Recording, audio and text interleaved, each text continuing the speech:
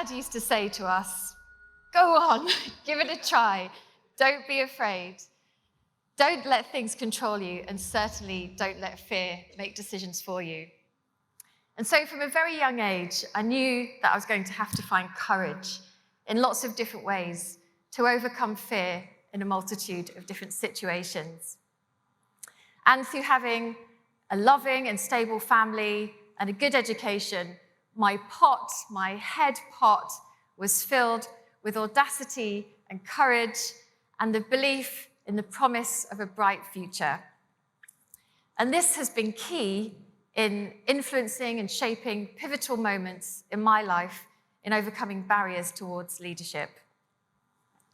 And today I wish to highlight the gender inequality that still exists across all leadership teams in all sectors, and to ask the question, why? Why does this still happen? And I believe that we can trace the causality of a lack of female representation back to the experiences of little girls from the get-go, those experiences that shape the direction of their future. And I believe that by empowering and enabling young girls from the early years in school to have audacity and courage, to imagine, to dream big, these things will shape the direction of their future and make a difference. When I was at primary school in the 1980s, my family moved areas, and my parents sent my sister and I to school wearing Clark's leather round-toed sandals, and neat little nylon skirts, plaited knitted cardigans. I had hair cut short so it wouldn't get in the way. And we had different accents and different family values. And suffice to say, we just weren't very cool. And I only began to realize these differences when some of the other kids teased me. And I had to really dig deep at that young age of about 6 or 7 and dig deep into that pot and find the courage and confidence to say it's okay to be different, and we all have something to bring to the table. And actually, the other kids quickly accepted me for my uncoolness, not being so very fashionable, and they valued me for who I was. I later became a typically confident, bright, outgoing teenager, and I went to university away from home for the first time. And here I met my first proper boyfriend. And he was very academically gifted, and so I thought, he's so bright, he must always be right. And that was a real mistake. And over time, over the next year or so, I began to notice some changes, and insidiously, chip by chip, he began to break down my kind of independence and my confidence, and started to take a kind of coercive control of my life. And when I look back on that time, there's a particular low point stands out in my memory when he told me that he didn't like the way I walked. And I remember him giving me a walking lesson across the bedroom floor and forcing me to copy. And at that moment, I knew I needed to dig deep into this pot and find that inner confidence and knowing when to stand up and say something isn't right. And so I opened my eyes and I told him, I'm going. That's it. It's over. So after gaining a degree in biomedical sciences, I followed my passion to become a science teacher. And years later, I got one of my first teaching jobs in a very prestigious old boys' network style school. And after gaining my first promotion, there was one male colleague who just changed in his behavior towards me. And he would take every opportunity to put me down, to miss me out. And I put this down to sour grapes and just ignored it at first. But then there was a charity sports event where in front of other parents, colleagues and children, he called me a pleb, of all things. And actually, the only reason I know about this is because one of the children came to tell me because they were offended. And so I knew that he was only doing this because I'd been ambitious, I'd had drive, and I'd been given a promotion for being good at my job. And so I dug deep into that pot of courage and inner confidence, and I spoke to him, told him to stop, and I took the steps to tell him that that just wasn't right. I'm currently the head teacher of a really wonderful, all-girls independent primary school. And I sit on the executive leadership team of a schools group, and I'm at the very beginning of what you could say is the top of my career. And I could go on with more examples of challenges that I've had to overcome in my life and career as a woman towards leadership. But I also know I'm extremely privileged because the examples of challenges in my life, most people have experienced those, but to much worse extent and with much greater consequence. And these have happened to women for generations.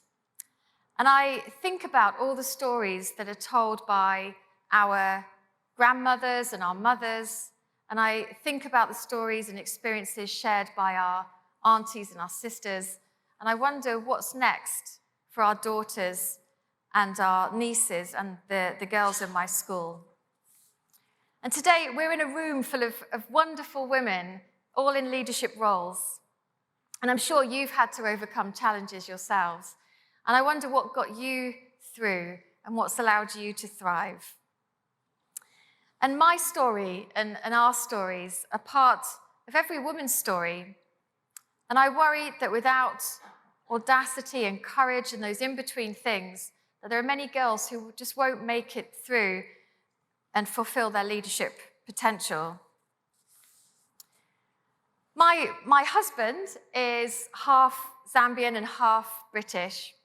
And a few years after we were married in London, we went to live in Zambia together. And we worked and lived on the farm where he'd been born in central Zambia. And we used to go and visit all of our neighbors in remote villages. And one day we were wandering around the mud huts and tin roofs and the fires and people cooking outside. And we met a lovely lady called Mrs. Bwalia. And she introduced us to her 3 children, and the eldest of whom was called Blessed. And Blessed was a young teenage girl who'd been pulled out of school because she was needed to work at home. And the family told me that she was also promised to be married, and the honest truth of why that was happening is because they would receive a dowry, and that was a really life-changing need for them. And Mrs. Bwalia was really terrified that her children were going to have very, very difficult lives. And she said their heads were empty. They were just like empty pots.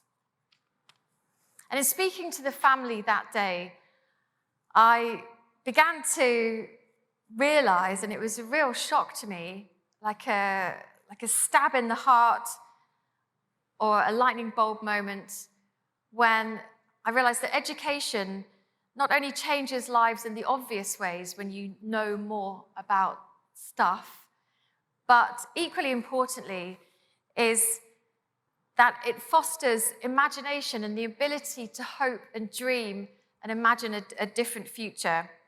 And those are the elements which are the alchemy that's needed to start that and make it happen. And the thought that someone might not have the capacity to dream or hope that things could be different was truly heartbreaking. And later on, I wondered if there was some commonality between my story and our stories and Bless's story and the lack of female representation globally. And there are challenges that all girls face from the get-go. And neuroscientists make it really clear that the optimal time to change mindset and attitude and behavior is before the age of 6. And research also shows that a small amount of investment in the early years pays dividends, massive dividends in the end, in terms of social, health, and economic outcomes. Through a lack of female leadership, employers are currently missing out on a huge wealth of talent and expertise and creativity and perspective. And that could really change the world and certainly boost the global GDP. And the business case is watertight because there are companies that have a greater gender diversity are at least 25% more likely to have above average profitability than companies without gender diversity. And gender equality shouldn't be a fight because common sense tells us that we should use the best players on our team to have the best outcome. And we can all choose to proactively support women into leadership positions for the greater good. So what am I asking today? Well, I just want to start the conversation to ask businesses that want to invest in a bright future to invest emotionally and with time and with finance, invest into education, invest into young people, invest into filling this pot to overflowing point with audacity and courage. Because when we equip young girls in the early years, foundation stage at school, with self-belief and imagination, we solidify their capacity to have a limitless future and to make a different change and fulfill their potential. So as my dad used to say to me, don't be afraid, don't let anything control you, and don't let fear make decisions for you. And I know that my great privilege is my belief that I can make a difference, and my great privilege is my position to be able to change and shape lives. And gender bias is a compelling reason to take action, and we all have our parts to play in changing the status quo. So if you'd like to get in touch with me, then we can talk about how we can together fill that pot. Thank you.